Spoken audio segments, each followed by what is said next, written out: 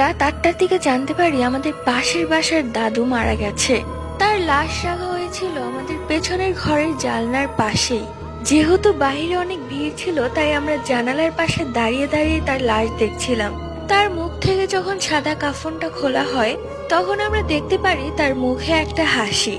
সবাই খেয়াল করেছে কিনা আমি জানি না, কিন্তু আমি এটা খেয়াল করেছি। তো যাই হোক, তার জানাজা শেষে তাকে কবর দেওয়া হয়। পাশের বাড়ি থেকে কান্নার শব্দ। আমারও ভালো লাগছে না। সেই দাদুটা আমাদের বাড়িতে প্রায় প্রায় আসতো আর আমাকে খুব ভালোবাসতো।